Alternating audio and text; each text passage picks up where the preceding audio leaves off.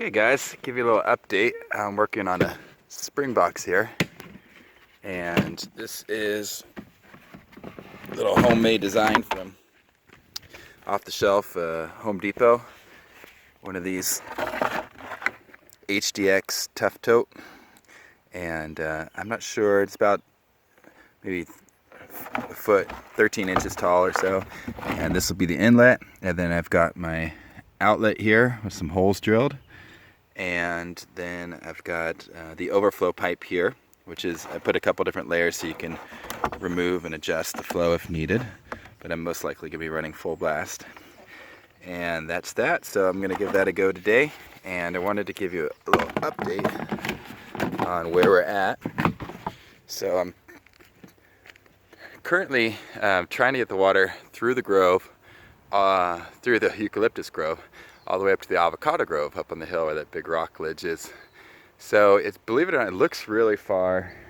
According to the GPS, it's only 100 foot of head, but with that much distance, trying to figure out which pumps. I have 2 pumps going right now, and that gets me really only halfway there because they're kind of cheaper pumps. So down here is the spring. There goes some birds. The wildlife are loving that I've got this water out. And here's my spring catchment system. There's an extra pipe above that's actually just catching. There's a little bit of extra water that I'm going to tap in here with a secondary catchment, because a little bit of an artesian effect coming in right there. There was, I don't know if you saw an earlier video, there was a massive double trunk eucalyptus like the one up there, and part of my band-aid. And it fell, and thank God it fell this way. And then as you can see, it had a 15-foot root ball. I took a backhoe and a lot of chainsawing to get that up the hill here. And luckily, it fell perfectly out of the way and gave a lot easier access to this spring box. So, also, speaking of falling, I don't know if you see that limb up there. I'm guessing maybe 14-inch diameter and about 30 feet long. It fell off yesterday while we were walking out here. Just a gentle breezy day, and we heard this cracking, and about 40 seconds later, my wife and I and our guests and our kids, we just watched the whole thing drop, and that was absolutely crazy. So that's why I'd like to thin these out as much as possible. And I do have a lot of natives like this cypress, Monterey cypress, and there's a sycamore, there's a cottonwood down the canyon, and a redwood. A lot of California native plants and trees that I'm putting in here to supplement these toyon and oaks. So anyway, back to the spring.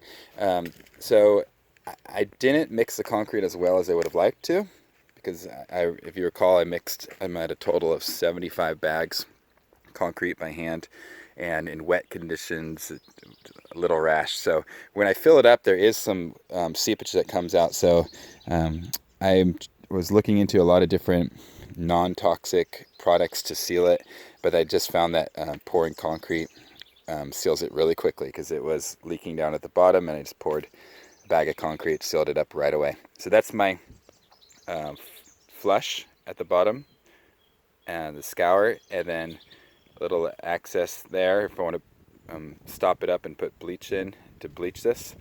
And then coming along here, that's the spring.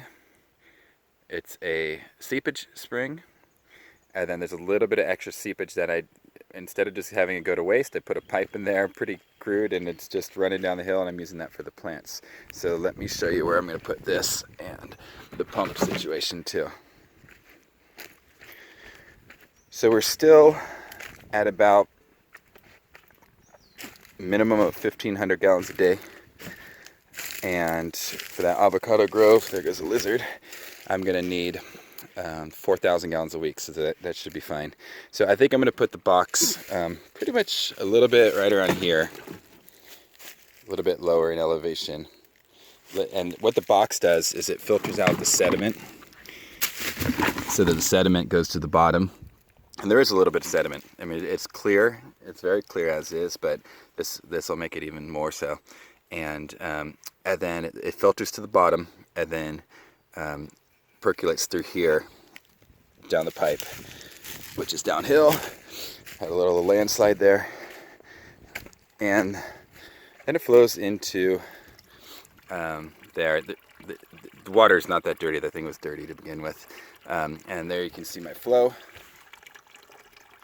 Just steady. It doesn't look like much, but trust me, once you get the sub pump going and you have that running 24 hours a day, it's a nightmare. It's too much water. You start putting it through hoses and stuff, and it just creates erosion problems really quickly. So as you can see, the water goes here and it just disappears into the ground. You must have a fault or something, because it does not go downstream at all, which is actually one of the criteria of full ownership of a spring, is if it originates on your property and doesn't flow off of your property.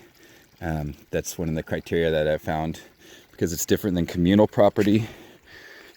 Water, riparian water that's running downhill and joining a body of water is part of the communal property, as is pumping water out of the ground. But spring water, for some reason, that's naturally appearing and doesn't flow off the property, is 100% your property. So there's that Monterey cypress. So that's it. That's the update. So, well, I'll show you. I got another tank up here. I'm not going to be able to get all the way up because that branch just fell right, barely missed my tank. So water quality is an issue. I've had it tested several times. It does have a lot of TDS, 650, which I guess is minerals. It's not excessive, but there's no nitrates, nitrites, chlorine. There's no copper, lead, anything. There is salt. The salinity is a little high. It's right on the verge of what's acceptable for growing avocados.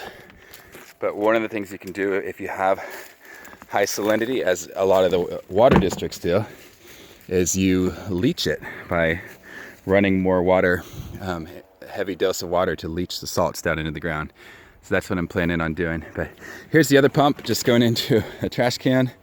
Pretty experimental at this point, and normally I have it covered, but obviously the wind, probably the wind from this falling, must have knocked it off. And then from there it's just going to a hose up to, let me be careful as I go through rattlesnake territory here.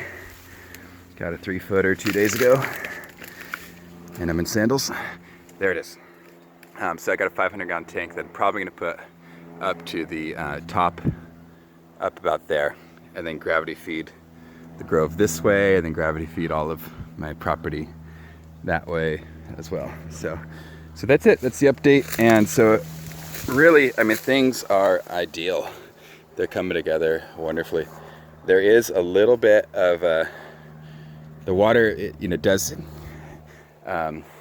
create like a calcite deposit, so that's going to be an issue on the equipment in the long run.